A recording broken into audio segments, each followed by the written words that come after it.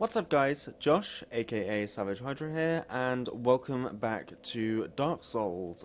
In the last episode we explored the depths and fell down somewhere that I really didn't want to, but it meant that we cleared out most of the area and opened up all the shortcuts that we need to finish off the depths in today's episode. So, I'm going to do that. But first, we have a few items that we've missed. I'm just going to run past all these slimes. There's no real reason for me to have to deal with them. Deal with this guy. Because, if you remember all the way back where we faced the butcher,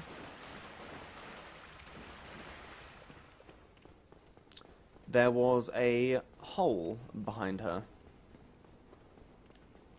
And that hole gives us a major advantage.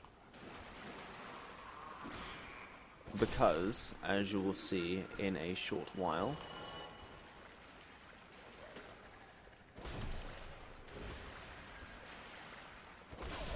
it enables us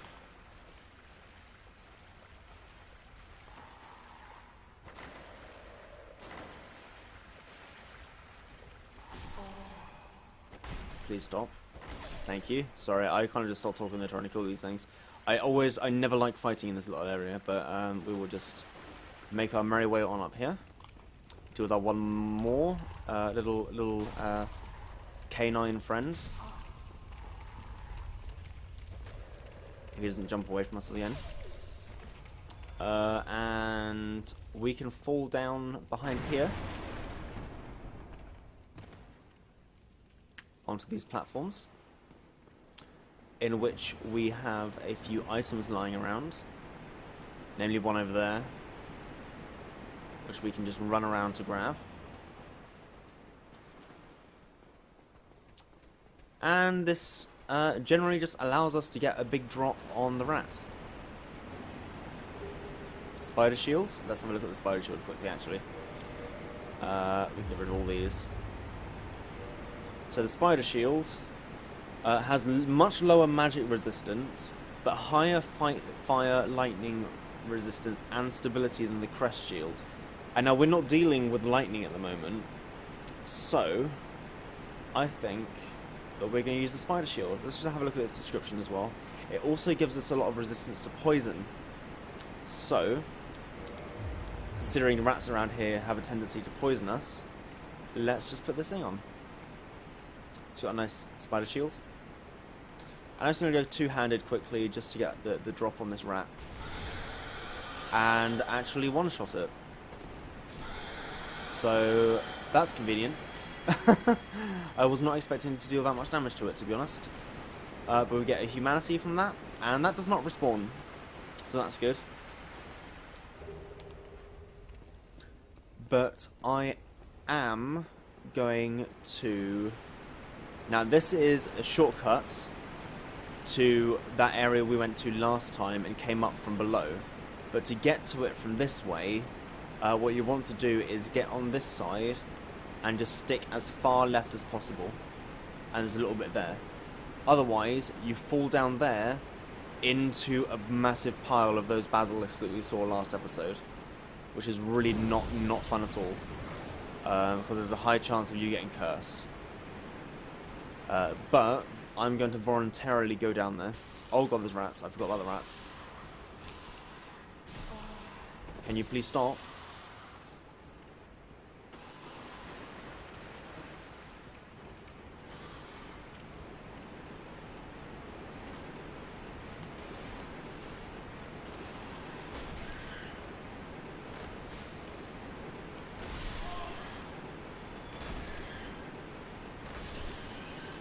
Right, that was really frustrating.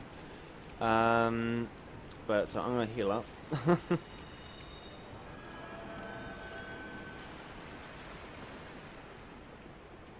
But I am gonna head down here. Ooh dear, I'm taking more damage unnecessarily. Hooray for me. And look, rats, so we get humanity. And you see, we haven't died, so much like when we didn't die in the Undead Burg, we actually haven't reset all these boxes, so they're still all broken and there's nothing lying in wait for us. Aha! See this thing? That's what happens when you get cursed. Not good. I can tell you that now. Check for any eyes of death that come for us. But this is that's an item that we can get to somehow.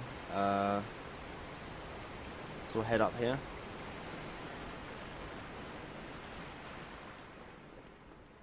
So we can get freshly mauled by basilisks. Hold it. Nope. I wonder how weak these things are to fire. Come on, this way. Come on. No, don't jump away. Well, you can just have fisticuffs then.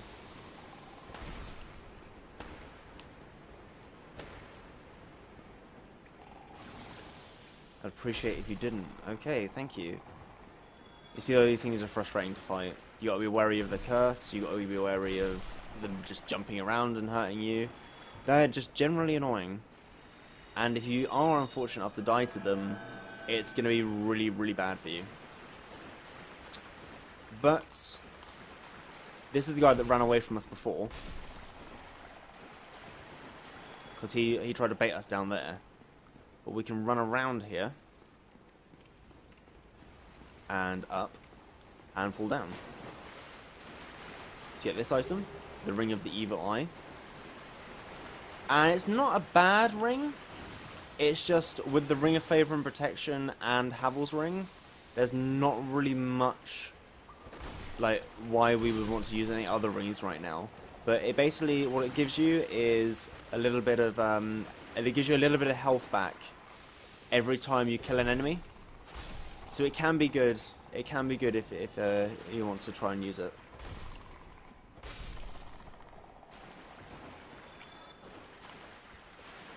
You see, there's loads of basilisks around here, just lying in wait, just trying to jump on you. Which we are lucky enough to get through all that. And I'm gonna try. Oh, we got Estus Fast. I actually looked up what that actually is, and that is when someone on our server, so someone on the same like using going through the same IP as us essentially, or something along those lines, actually uses actually kindles the bonfire in this area, or we get one Estus Flask back from it. But I'm going to try and jump over here and fail. So I'll probably cut to when I make that jump. Because that's going to involve me doing a lot of running back and forward. But there is an item there that we might as well try and get. And as we all know, my parkour skills in Dark Souls is pretty bad. And I just rolled down the hole. Well, I'll cut when I make that jump. And we made it! I only fell down there twice, so that's good. But this is just going to be a humanity. Nothing special, but it's nice to have. We can just roll down here and walk our way out now.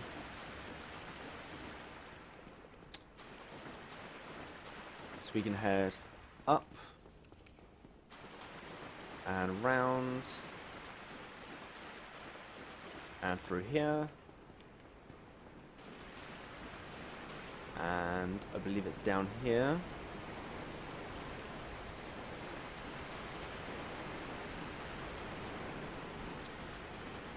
And then around here. So it's very easy to get lost in this area. And if you do, you might end up getting overwhelmed by the basilisks, which can be a problem. But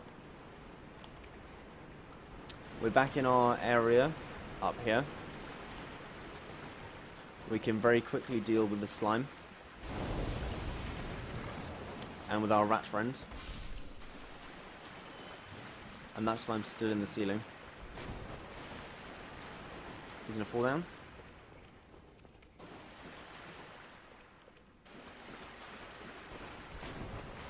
There we go, there he is.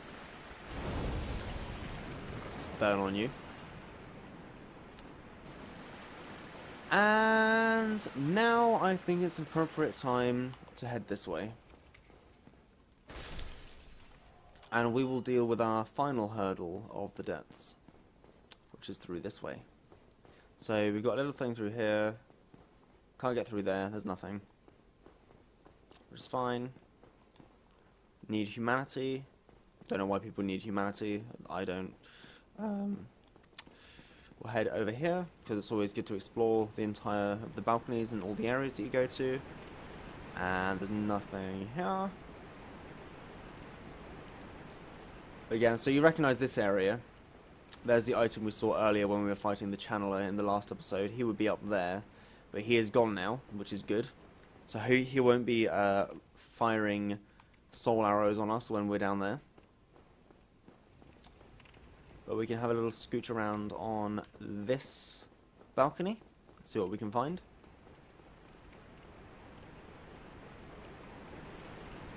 We do have an item. Heavy crossbow and some heavy bolts. Quite nice. And then we have a fog wall. So, yep, you probably guessed it already. That big area down there is actually a boss fight room. So I'm going to heal up fully. And this is actually one of my favourite bosses in the game. It's not a difficult boss by any means. It's probably one of the easiest.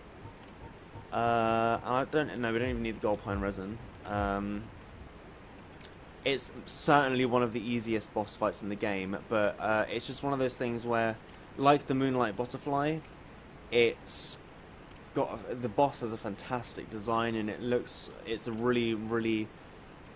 a fight that looks really good, but it feels dull because it's just very repetitive, because this boss has a lot of health, but it has a very small moveset, so we will see. But I will let the following cutscene do the talking for us.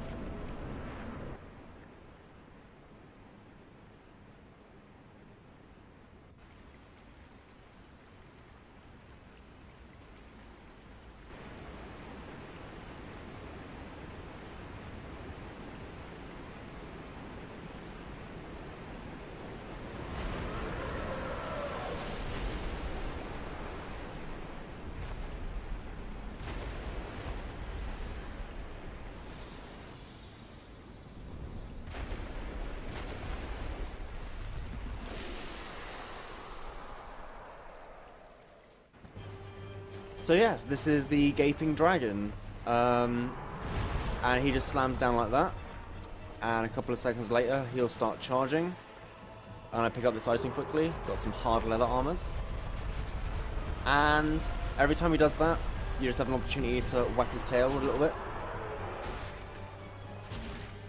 and then walk away. I normally go for 3 hits, and then run, and he'll likely just turn around, scream a bit, slam his face down, wait a couple of seconds, and then charge. So yeah, that's pretty much the extent of this boss fight. But I'm attacking his tail for a very specific reason. So if you stay too close to him, he will do some sweeping attacks that can be quite, do a lot of damage. The thing is, he's quite easy to avoid, but if he does hit you, you will take a lot of damage. But again, as I said, there's a specific reason why I'm aiming for his tail. And that's why. Any dragon in this game, anything that's a dragon, you attack its tail, do enough damage, and you'll get a special weapon from it. So I'm just gonna let him do his charge thing. Sneak up behind him, and just whack at him, and whack, and then walk away.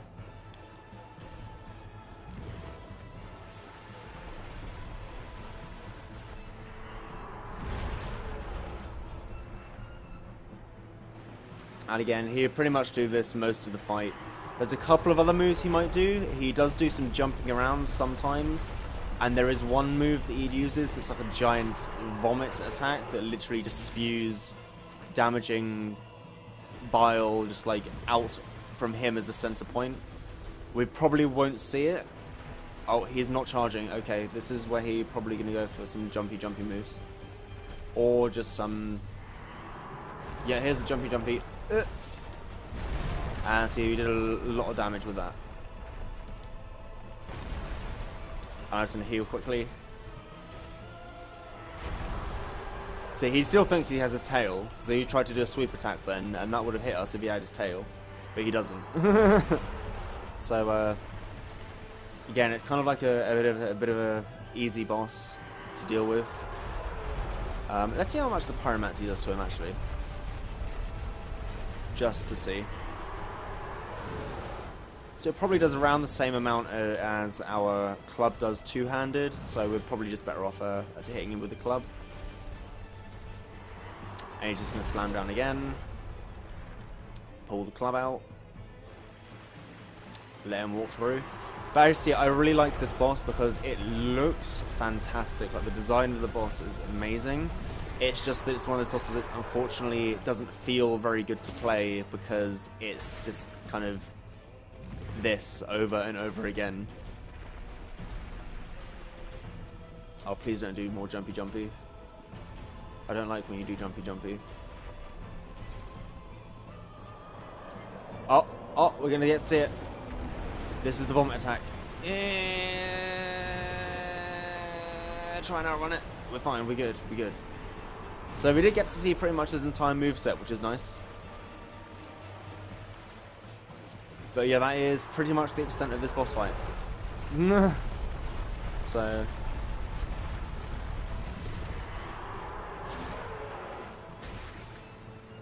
But again, as always in Dark Souls, it's just don't get greedy because he will, you saw a lot of how much, he did half my health when he landed on me.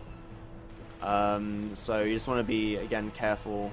Don't get too greedy. And just go for the easy hits after he's done this charging.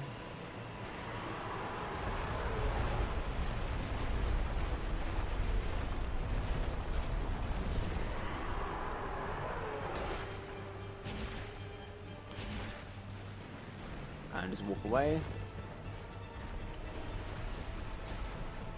And he's going to run at us now.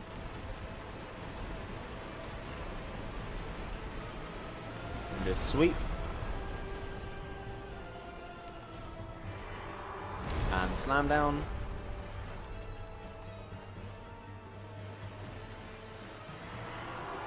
And just walk a little bit because there's a wall right there, so we can't really do much. And then just one. And he's done.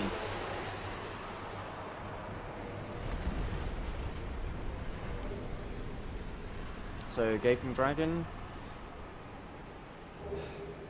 I'm sorry. I love you, but you're awful.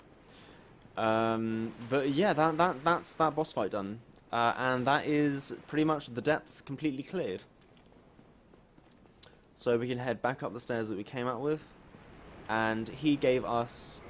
we can have a look actually. He didn't give us a soul of any kind.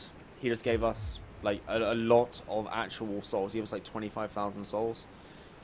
So we can level up a good few times off of that and upgrade our Pyromancy Flame another time or something. But I won't deal with that for now.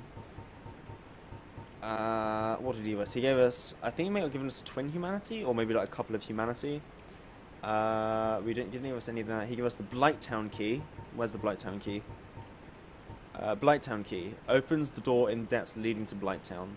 So key to Blighttown from the depths of the Undead Berg, swallowed by the Gaping Dragon. So he ate this key. As its name suggests, Blighttown is a place of great pestilence. Even the polluted inhabitants of the depths are aware of its dangers and built this mighty door in hopes that they could remain safely separated. That's how nasty Blighttown is. And guess where we're going next? But yeah, the one last thing he did give us was the Dragon King Great Axe. And it requires 50 strength to wield, and is generally a pretty bad weapon. It's got some unique effects, which I can't show you right now. But this axe is one of the rare dragon weapons. It is formed by the tail of the gaping dragon, a distant, deformed descendant of the everlasting dragons. The axe is imbued with a mystical power to be released when held with both hands. So there's that. Let's have a look, actually. Is there much... If we go to our inventory screen, is there much toggle display? Let's have a look. That's pretty much worse than ours, so the standard helm is pointless. Let's have a look at the leather armor. So the hard leather armor isn't actually that much heavier than the leather armor, but is a fair deal. It's a little bit better. So we'll see. Are we still fast rolling? We're not still fast rolling, so I am going to ignore that for now. So I want to make sure that I stay fast rolling, because it's not that much better. The hard leather gauntlets. Again, all these are is like a little extra point in our physical defense and a little extra fire defense. The extra weight is probably not worth it. We're wearing the elite knight leggings, actually, are we? So we're definitely not going to trade those over. But we can just head straight on back up to our bonfire, and we can spend our souls. So I think I will do that. Oh, we head down and then back up, and then I think might actually level up on screen, and then I might end this episode with our entrance into Blighttown. But we can head straight on back up here.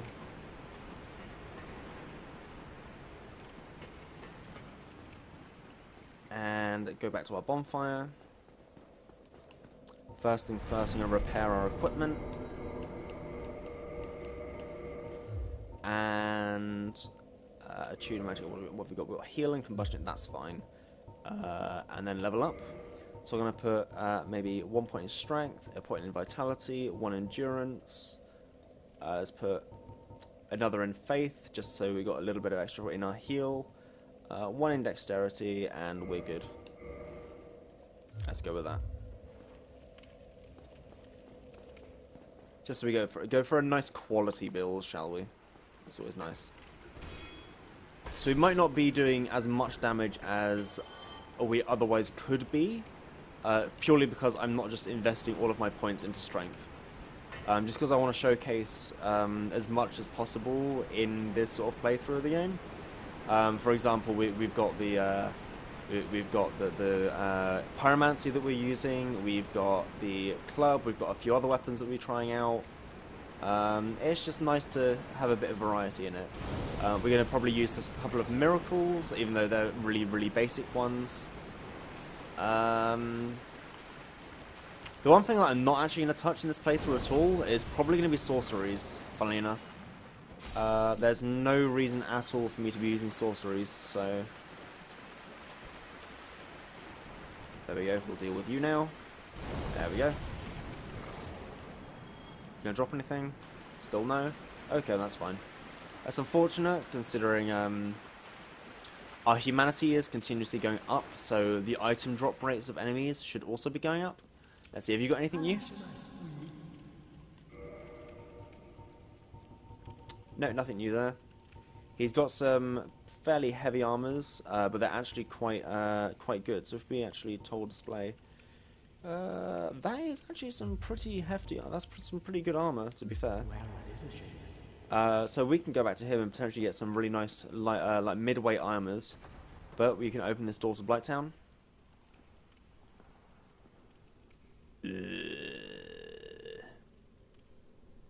So we use the Blighttown key.